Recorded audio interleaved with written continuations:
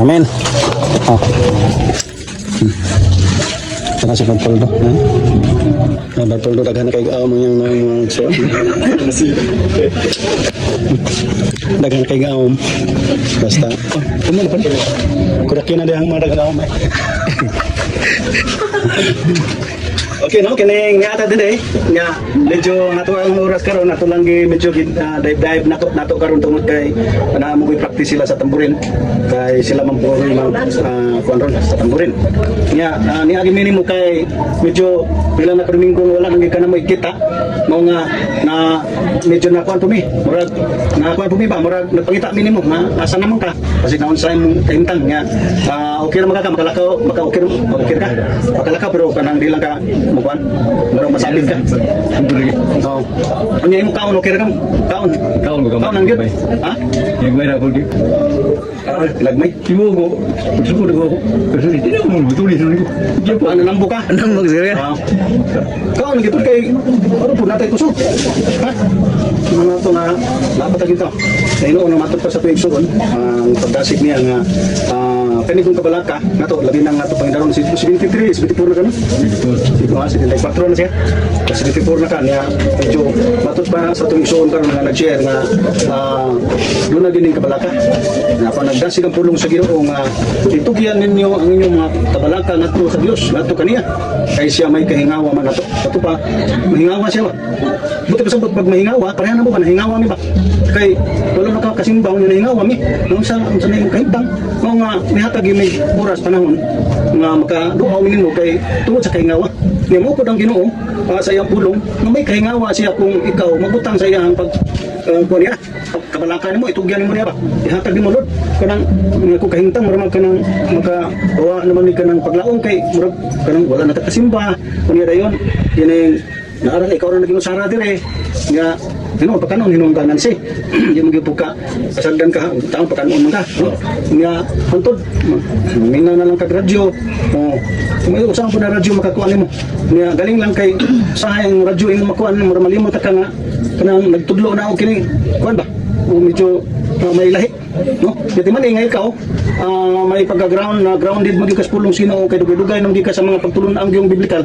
So dili naman gyud ka tingali gyud mailad sa mga ano bitawng pagtulunan na mudyo murag ka kanang naay pagululo ba no Ganuyon ta. ganuyon ka ganuyon sakto na yung ganuyon apan kita sayod kung unsa gyud ang pagtulunan nga tinudanay na naa gyud sa Biblia okay doon namang ko yung mga panudlo nga medyo murag kanang mahinahon kay ta paminahon ba pero wala ka kahibalo nga gigamit ang mga passage para lang pag murag makuha ng imong kaagi sa unang panahon pero dapat yun ang imong nakatunan gyud sa Biblia mao gyud mo patipabaw nga kaning bisan naa ka dinhi matupas sa tuig suon bisan naa ka diri ginusara ka wala nating etay panahon gyud sa fellowship o sa ato ang napag adto sa simbahan sa ato pa sa balay pa nagtigom na to tungod kay sa atong sitwasyon nga layo ka sada nga mosakay nga wala na pa sakyan na Jimboy nga usapod murag basig tapulan sila mo aga nga ang may tabuan na aron dili ka makaabala nila murag magdesisyon na lang ka nga ano lang to apan bisan pag naa ka diri makapadayon gihapon ang imong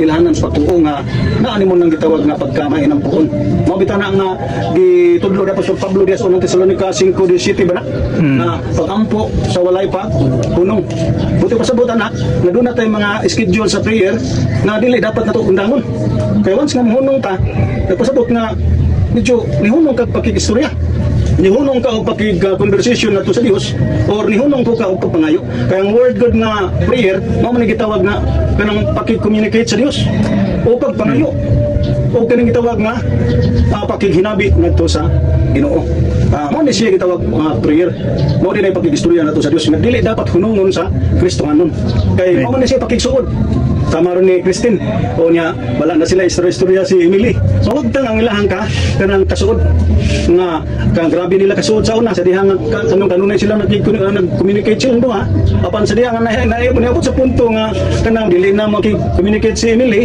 so mawagtang ang inyong kanang gitawag closeness o kanang intimate ninyong brother and sister din ba no so dapat di ay ang kanina di ay yung kasuod na nagdepende ni kung unsa ka close na to nga kanunay tang nakig-istorya no kung di ta mo watay susunod dili man ta masuod ko kami siguro lang sa amo kanang pagsuod og kaning di mi mag-istorya. Mo na nga magpalayo-layo mi. So di gid mi masuko kani masuod ta. Ingon na ang atong kahimtang atos Ginoo, no?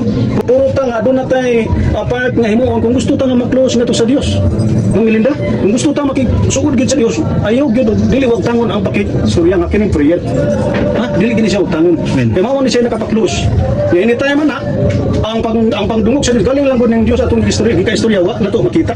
Kay iya mo gina siyang design sa Dios mga di gid siya makita, Sister Tin. Di siya makita kay nganong di man siya makita.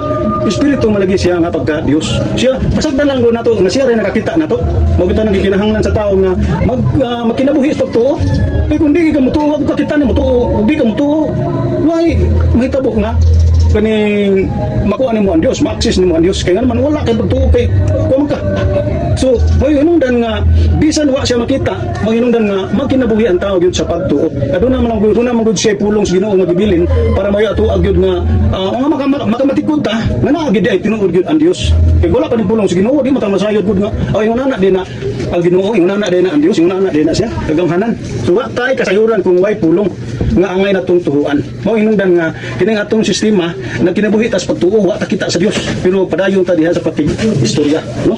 Kay mao ni atong gitudlo ron atong mensahe nga kanang ampo lang gyud bisan naa ka diri, no? Bisan wala na ta nakaadto sa sibahan tungod sa atong sitwasyon nya sa imong pangidaron pod. Medyo may edad na pod nya. Ang atong pagkamay edad may dagang magwang pa niya si amin, no? Magwang pa no? Magwang pa mo sa amin. Dungo. Ay, dati ami. Magwang ka.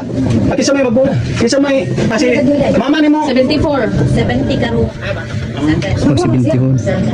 Pinay nga may gawin dati ami. Ikaw may magwang di ay? Ikaw na no? Ikaw na. Ay patay naman tong mama. Buwang naman to niya.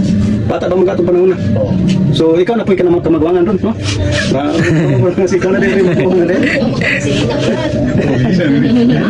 Sagdi lang. Limutan. Palingot mo gid. Tingin ito brown. Okay lang.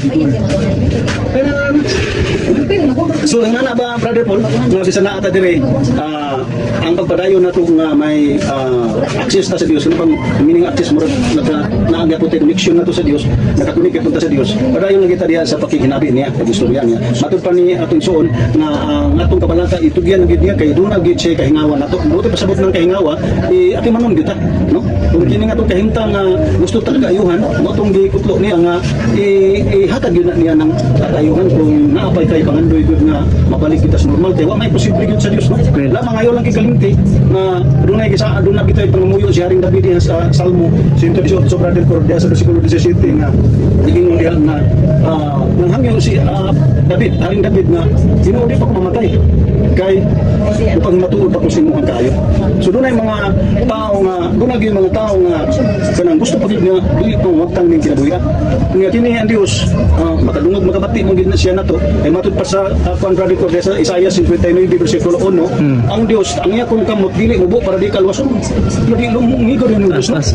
Kung asa ka siya nakita basta kay unsa gid siya ka dako, unsa gid siya ka grabe ka milagroso nga bisan sa kalayo tingin kung ato imaginon sa tinawhanon gid nato nga panabot ug sa grabe tawo nga pinagi sa atong kanang pananaw murag pagkalayo magid atong langit haron ta kaputon. Apan namulong gid ang pulong sa Ginoo nga ang kamot ko sa Ginoo dili mo para dili tanya maluwas. Hindi ka din wala kadako ang Ginoo. Kita din naman kita kabot ning dinam ta kabot aning kani salamat. Okay nga naman ang tao dunay limitado ta limited. Ang atong abton, ang atong pananaw limitado. Ang ato ang pagdagan og kuan limitado kay mukapoy man ta. Mapuyapan man kag imong pugson. O puro ta limitado kita mga binuhat pero ang dili limitado ang Dios. Mainungdan nga katuhuan ang gipanulat sa mga propeta sa Biblia nga ang kamot kuno sa Ginoo dili mubo para dili kanyang makaput. Dili ra din niya makaput nato no. Ngi ko gid ka powerful ba. Ang tao na nga di mo tuo sa pagkabot ito kalayo atong bituon ni mga kung sa kunang Ginoo. Yun na ang mga tao pagtuo. Pero ang matinuon nga Dios dako way limit dili walay limitado ang Dios. Labihan niya ka posible sa tanang butang nga mahimo niya dili na imposible imposible nga luwason kaniya bisa naa siya sa karon sa kalangitan, di ba? Dili mo buang niya kamo para di kalwason, nya matubag mo dito. O gang yang dolonggan dili bungol para dili siya kadungog sa imong pag ampo pagtulo.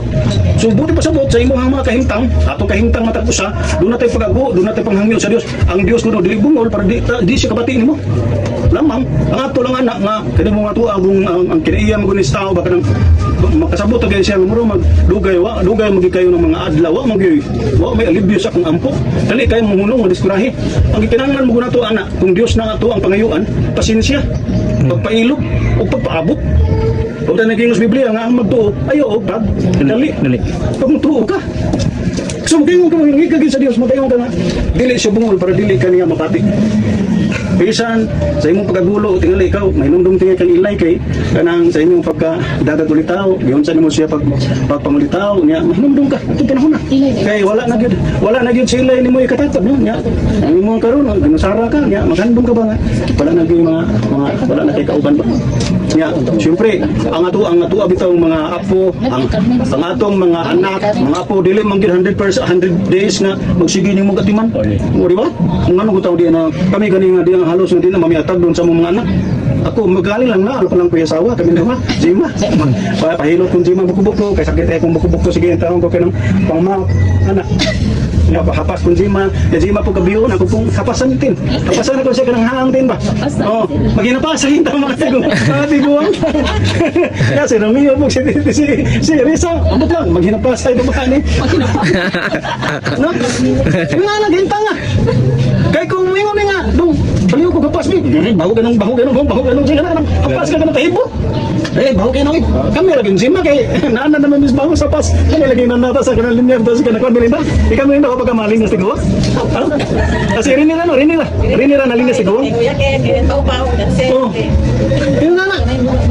Yun na mo na nga ikaw, ang atong mga anak dili sa tanang adlaw na nagatiman, atong mga apo dili tanang wala ta makaingon ta nga marog ginusara ta. Pero naagapon sila nga makaatag. Pero di sa tanang panahon. Pero mo lang gingon nimo nga mitras makamaw pa ta makikistorya sa Dios, pangayo padayon ta pakikistorya sa Dios, panamuyo sa Ginoo, ampos Ginoo. Kanya lihok kini ta. No? Kanya ang Dios di ka. Mo pinapanahon na kung ikaw matinuhon ang imong hanggi-hangyo nga to niya ipadang nagdira nimo. Kay mo magitingo sa imong kasing-kasing. No?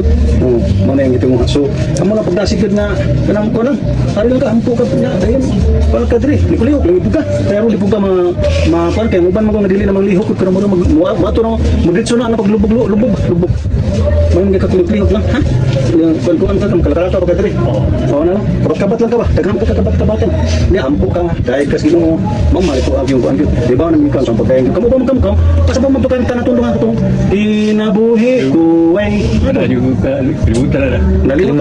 nalimot na yung utok kanang murag na kuan sige nabagtang na tong kami mangantang doon na sa mga amo ko anang krusada kami mangantang si Romeo mo suksista o si Samson kami duha kami Juni mo larga mo ta Juni mo kami ang hindi na ko ni malimtan mga kamaw kantang istorya sa pareho na no Kanya, minam ka radyo, galing lang sa ini radyo lagi, maghatod din mo panik.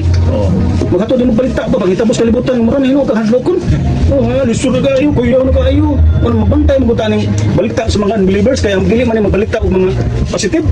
Ang makabalita ng positive kani mga tao gyud na nagtudlo gyud sa pulong Ginoo kay puro mga lunlon man ipagsalig ato mana gyud sa Dios no nga kanang gingon sa Proverbs bitaw kinsa may kabisado ani chapter 3 verse 5 to 6 unsa gingon niya nga Trust in the Lord. nakita to Trust in the Lord. Trusting the Lord with all your heart no pasalikon gyud ka gusto mo kasing-kasing sa Dios so alit lang ta bawo mo tayo mo kita mahimo gyud tanan sa Dios kita salit bawo gani ito ha mo ning bili lagi minimum nga pagdasig na sa Dios ta salig niya positibo ang mga balita atong i-welcome gadayon pag-ampo nimo padayon ka din sa prayer nimo pag-istorya sa Dios niya kung may numduman pa ka unsa nimo pagdaig ang Dios alawiton jaro nalimot ka alive na wa pa naman natin malimot Ayo.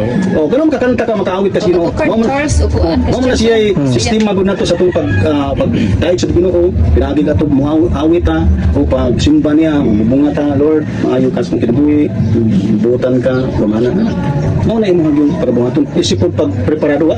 O ngali di pa ko maamtambag nimo nga pagprepara na lang daan kay nanggamay na ng dagkuan. Di ko mo kuan na kanang ito. Pagkabuhi ba ito? Pagkatay. Pagkabuhi ta. Kuan nga. Tawag ni Mulo. Kuan na ba? Pero patulwa ta magbuhat ka papipira na. Kuan na ba? Buhaton na nato ang dapat atong mapaimuot gyud ang Ginoo. Ha?